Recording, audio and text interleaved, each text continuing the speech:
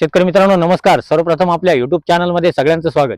आजचा व्हिडिओ देत असताना आपण द्राक्ष पिकामध्ये सर्वसाधारणपणे ज्या कटिंगा लेटच्या कटिंगा म्हणतो आपण किंवा साधारणतः ऑक्टोबर मधील कटिंगा असतील, त्याचबरोबर आता नोव्हेंबर महिन्याला सुरुवात त्या ठिकाणी झालेली आहे. जवळजवळ 15 सप्टेंबरच्या नंतर ज्या कटिंगा झाल्या याच्यामध्ये शेतकऱ्यांना बऱ्याचशा अडचणी आल्या.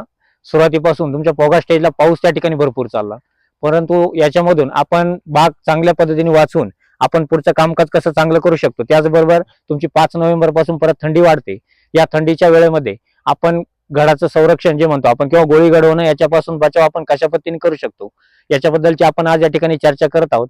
त्यापूर्वी दादा आपलं नाव, गाव आणि मोबाईल नंबर सांगायचं. नारायण संपतराव भाकरे, राहणार धांबोरी, तालुका कोपरगाव, जिल्हा अहमदनगर. मोबाईल नंबर सांगा. 9284 144 244. किती द्राक्ष बाग आपल्याकडे? सगळे आमचे 7 एकर द्राक्ष बाग आहे. 7 एकर. व्हरायटी सगळे थॉम्सनचे एसएसएनचे एक प्लॉट आहे. बरोबर. 1 एकराचा. की पहिलाच प्लॉट छाटलेला आहे, आज फेल काढताय. 1 एकरचं झालं, 1 एकरचं बाकी. हो. काय अनुभव वाटला?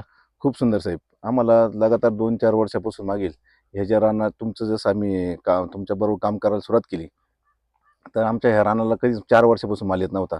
रान आम्ही मागच्या वर्षी 2 एकरात अवघे 8 ते 9 टन माल, आम्हाला 80 ते 90 क्विंटल माल भेटला. आणि म्हणजे इथून मागे 4 वर्षापासून असंच घडायचं. पण यावर तुमचं जसं डॉक्टर अग्रवाल म्हणजे तुम्ही स्वतः गवंदे सर यांना भेट आमची झाल्यापासून आम्हाला खूप माल आणि खूप इतकं सुंदर रान असं आलेलं आहे. सगळे शेतकरी आमच्या येऊन बघतात, विचारतात कुठून कोणाकडून कोणते डॉक्टर लावलेले, कोणाकडून ट्रीटमेंट घेतली. कारण मला काही आज शेतीचा अनुभव नाही, पण डॉक्टरांनी मला एकदम चांगला सल्ला दिला. मी कधी शेती न केलेली, पण आज खरोखर डॉक्टरांनी सल्ल्यानं खूप चांगली शेती. माझ्या आसपासचे शेतकरी पण आसपासच्या गावातले लोक येऊन प्लॉटची विचारणा करतात, बघतात, खूप सुंदर आहे असं सांगतात. आज जर बघितलं तर जवळजवळ एका काडीला 5-5, 7-7 घड त्या ठिकाणी दिसत आहे. बरोबर आहे. आणि सगळे घड जर बघितले तर अतिशय सुंदर घड आहे. आणि आपल्याला एवढे तर ठेवायचे नाही, काडीवरती 2 बंच ठेवणं आपल्यासाठी गरजेचे आहे फक्त. पण जर बघितलं तर एवढा माल आज खुडून टाकायचा आहे आणि प्रत्येक काडीवरचा आहे. कोणता माल खोडावा अशी म्हणजे खरी गोष्ट, प्रश्न आहे. बरोबर आहे. हो हो, खुडूशी वाटत नाही. खुडूशी वाटत नाही. तर शेतकरी मित्रांनो लक्षात घ्या, बोगा स्टेजला पूर्ण पाऊस होता. हो बरोबर आहे. हो हो. आणि माझ्या मते पहिलंच वर्ष आहे का तुम्ही स्वतः मी शेती करतोय. शेती द्राक्ष बागेमध्ये? कुठलाच अनुभव नाही शेतीचा. बरोबर. याच्या अगोदर बंधू करत होते. हो, मोठे बंधू करायचे. ते एक्सपायर झाल्यानंतर आता ते माझ्याकडेच चालला सगळं वगैरे. तर शेतकरी मित्रांनो लक्षात घ्या, कामकाज करताना आपण काळजी घेणं गरजेची आहे. याच्यामध्ये तुम्हाला मी सांगितलेलं आहे की पोगा स्टेजला आपल्याला 3 ते 4 फवारण्या अतिशय महत्वाच्या आहे.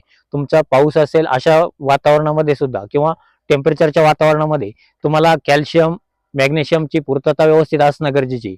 जे आपण दुय्यम अन्नद्रव्य त्या ठिकाणी म्हणतो, म्हणजे आपल्याला ते फवारणीमधून देणं गरजेचे आहे. मी तुम्हाला याच्यापूर्वी पण सांगितलं होतं की आपण पहिली फवारणी घेत असताना पीडीएच, बोरॉन, 6B आणि त्याच्याबरोबर आपण आंतरप्रवाही बुरशीनाशक त्याच्यामध्ये कर्जेटचा वापर आपण करतो. बरेच शेतकरी ॲक्रोबॅटचा वापर करतात, परंतु मला बऱ्याच शेतकऱ्यांनी पण विचारलं की तुम्ही कर्जेटची फवारणी अगोदर देताय, 30 दिवसाच्या आत आपण कर्जेट वापरू शकतो, मग आपण का अगोदर देतोय? परंतु प्रत्येक मँकोजेबच्या आपल्या पावसामुळे 3 ते 4 फवारण्या त्या ठिकाणी निघून जातात. मग अशा वेळेस आपल्याला कर्जेटमध्ये तुम्हाला परत मँकोजेबचं प्रमाण येत आहे, म्हणून आपण कर्जेटची फवारणी अगोदर काढून घेतोय. त्याच्यानंतर ॲक्रोबॅटची फवारणी आपण देतोच, परंतु ॲक्रोबॅटच्या फवारणी देत असताना सुद्धा आपल्याला काळजी घेणं गरजेची की आपल्याला आपण फर्स्ट डिप जी करतो, फ्लॉवरिंग एकसारखी येण्यासाठी आपण फर्स्ट डिप आपण हँड डिप आपण त्या ठिकाणी करून घेतो. मग त्याच्यामध्ये सुद्धा आपण ॲक्रोबॅटचा वापर करू शकतो. जर या पद्धतीने नियोजन असेल तर अजिबात अडचण येत नाही. पहिली फवारणी दिली, दुसरी फवारणी देत असताना आपल्याला त्या ठिकाणी बड बिल्डर, यारा कंपनीचा बड बिल्डर आपल्याला 200 लिटर पाण्यासाठी 500 ग्रॅम, त्यासोबत प्रोस्टीन 500 मिली आणि Z78 500 ग्रॅम ही दुसरी फवारणी आपण त्या ठिकाणी देतो. त्या 2 फवारण्या झाल्या, परत तिसरी फवारणी देत असताना साधारणतः 14व्या दिवसाला ही तिसरी फवारणी आपली त्या ठिकाणी येते. 14व्या दिवशी फवारणी घेत असताना त्याच्यामध्ये तुम्हाला ZNB लक्षात घ्या, ZNB आपण वनिता कंपनीचं त्या ठिकाणी घ्यायचं आहे. 200 लिटर पाण्यासाठी 150 ग्रॅम, एकरी 400 लिटर पाण्याचं कव्हरेज घेऊन त्या ठिकाणी फवारणी घ्यायची. त्याच्यामध्ये तुम्हाला मॅग्नेशियम सल्फेट 500 ग्रॅम, त्यासोबत आपल्याला ब्रासमोर 200 लिटर पाण्यासाठी 250 मिली आणि त्यासोबत आपण रिवर्स या कॉन्टॅक्ट बुरशीनाशकची आपण त्या ठिकाणी फवारणी घ्यायची. आता रिवर्स आपल्याला 160 मिली 200 लिटर पाण्यासाठी या प्रमाणात घेऊन फवारणी करायची. या फवारण्या जर आपण व्यवस्थित पद्धतीने घेतल्या तर वेगळी फवारणी कुठलीही घेण्याची गरज पडत नाही. आपण याच्यापेक्षा वेगळ्या घेतल्या पण नाही. बरोबर आहे. बरोबर. हा आपल्याकडे जेवढे प्लॉट आहे बऱ्याच शेतकऱ्यांचे अनुभव पण आहेत की या जर फवारण्या 3 व्यवस्थित स्टेजला जर आपण घेतल्या तर आपला प्लॉट कुठेही जिरण्याचं प्रमाण त्या ठिकाणी दिसत नाही. आता हा विषय झाला की आपण जे टेम्परेचर मधले प्लॉट, आता याच्यानंतर तुमची परत आताच्या ज्या कटिंग होत्या याच्यानंतर थंडी वाढते. आता थंडीमध्ये आपण कोणत्या पद्धतीने आपण फवारण्या घेतल्या पाहिजे. त्याच्यामध्ये पहिली फवारणी घेत असताना आपण तुम्हाला वेस्पा आणि कुमानची फवारणी देतो. तर या ठिकाणी वेस्पाचं प्रमाण आपल्याला कमी करून घ्यायचं. ज्यावेळेस थंडी वाढेल त्यावेळेस आपल्याला 200 लिटर पाण्यासाठी फक्त 50 ml त्या ठिकाणी वेस्पा घ्यायचे. कुमान 500 मिली घ्यायचे. त्या ठिकाणी 05234चा वापर करायचा नाही. ही पहिली फवारणी आपण करून घेतली. त्यानंतर एक दिवस जाऊ द्या, दुसरी फवारणी घेत असताना तुम्हाला परत एकदा प्रोस्टीन 500 मिली, बड बिल्डर 500 ग्रॅम आणि Z78 500 ग्रॅम ही दुसरी फवारणी करून घ्यायची. परंतु बऱ्याच वेळेस थंडीमध्ये माल बारीक निघतो, गड बाळीवर जाण्याचं प्रमाण त्या ठिकाणी दिसतं, गड सफेद होतात. मग अशा वेळेस आपल्याला काहीतरी निर्णय घेणं सुद्धा तितकाच गरजेचा असतो. मग अशा वेळेस आपल्याला त्या ठिकाणी सिजंटा कंपनीचे इसाबियन घ्यायचे. 200 लिटर पाण्यासाठी 400 मिली इसाबियन आपल्याला त्या ठिकाणी घ्यायचे. त्याच्यामध्ये जी आपण साधारणतः 200 लिटर पाण्यासाठी 1 ग्रॅम ही स्टेजेस आपण बघून ही फवारणी घेणं गरजेचे राहील. आपल्याला थंडीच्या दिवसामध्ये आपल्याला ही फवारणी घेणं गरजेची, कारण थंडीमुळे आपल्या फुटी थांबून राहतात आणि आपल्याला गड सुद्धा आपल्याला मोकळा बाहेर निघणं गरजेचं असतो, गड लवकर मोठा होणं गरजेचं असतो. मग अशा वेळेस आपल्याला जे त्या ठिकाणी 200 लिटर पाण्यासाठी 1 ग्रॅम या प्रमाणात घ्यायचं आहे. इसाबियन 400 मिली 1 ग्रॅम त्या ठिकाणी जे घ्यायचं आहे. त्यासोबत ॲक्रोबॅट 200 ग्रॅम, M45 500 ग्रॅम ही एक फवारणी आपण जर काढून घेतली तर थंडीच्या दिवसामध्ये आपल्याला जो गोळीगड होतो त्याच्यापासून नक्की बचाव होईल. चांगला ग्रोथ त्या ठिकाणी तुम्हाला गडाचा त्या ठिकाणी दिसून येईल. आता या फवारणी आपण नक्की थंडीच्या दिवसामध्ये वेगळ्या पद्धतीने घेतलेल्या आहे, परंतु ही फवारणी घेत असताना सुद्धा आपल्याला कॅल्शियम मॅग्नेशियमची त्या ठिकाणी गरज भासेल. मग आपल्याला परत एकदा टॉप कॅल 500 मिली, मॅग्नेशियम सल्फेट 500 ग्रॅम, रासमोर 250 मिली आणि त्यासोबत आपल्याला एक कॉन्टॅक्ट बुरशीनाशक त्या ठिकाणी रिव्हर्सची वापर आपल्याला त्या ठिकाणी करून घ्यायचा आहे. रिव्हर्स 160 मिली या फवारण्या करायच्या आणि डायरेक्ट आपण फेल जर काढून घेतली तर नक्कीच आपल्याला प्लॉटमध्ये चेंजेस त्या ठिकाणी दिसून येतील. आता याच प्लॉटमध्ये आपण आजचा व्हिडिओ देतोय, परंतु याच्यानंतर सुद्धा याच प्लॉटमध्ये आपण फ्लॉवरिंग स्टेजला एक व्हिडिओ आणि लास्ट हार्वेस्टिंगला दुसरा व्हिडिओ आपण त्या ठिकाणी शेतकऱ्यांसाठी देणार आहोत. याच्यापूर्वी पण मी ज्या ज्या प्लॉटांमध्ये व्हिडिओ दिले, निसर्गाच्या काही प्रॉब्लेममुळे बायचान्स 4-2 प्लॉट असतील, जे आपल्याकडे कमीत कमी 500-700 प्लॉटांच्या ऑफलाईनमध्ये बुकिंग असतात, त्याच्यामध्ये 4-5 प्लॉटांना अडचणी नक्की आल्या असतील. परंतु ज्या ज्या प्लॉटांमध्ये मी व्हिडिओ देतो ते सुरुवातीला ज्या प्लॉटमध्ये असतात त्याच प्लॉटमध्ये आपण सेकंड स्टेजला आणि लास्टला म्हणजे हार्वेस्टिंगला व्हिडिओ त्या ठिकाणी देतो.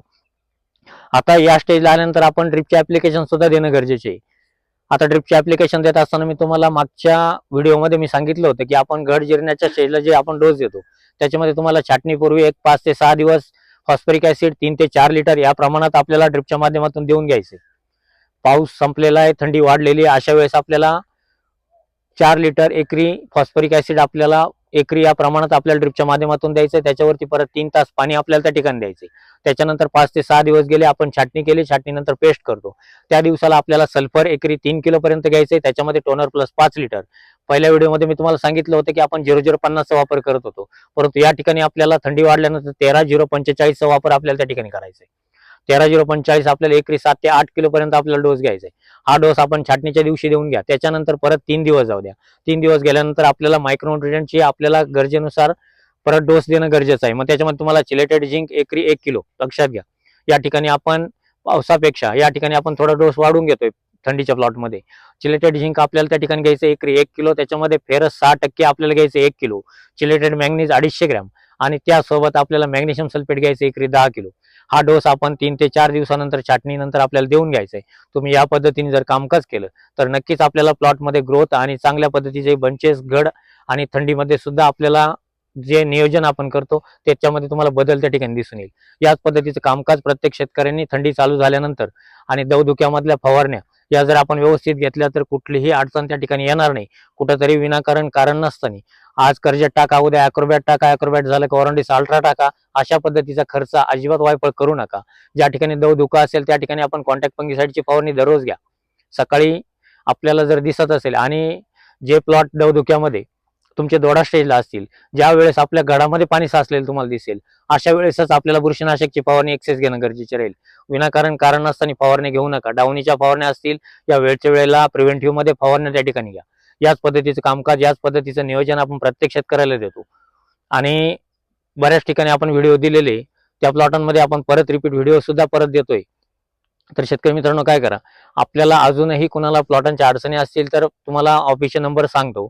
ऑफिसचे नंबर आहेत 9834 25 22 14, 9168 000 503 आणि 504 या क्रमांकावरती संपर्क करा. आपले प्लॉट बुकिंग करून घेत चला. काही अडचणी असतील तर विचारत चला. कुणाला प्लॉट बुकिंग करायचे नसेल परंतु काही अडचण असेल तर नक्की विचारा, त्याचं सुद्धा सोल्युशन तुमच्यापर्यंत पोहोचते. आणि अशाच पद्धतीचे नवनवीन व्हिडिओ पाहण्यासाठी चॅनलला जर प्रथम आला असाल तर चॅनलला सबस्क्राईब करून घ्या, लाईक करा, शेअर करायला विसरू नका. धन्यवाद.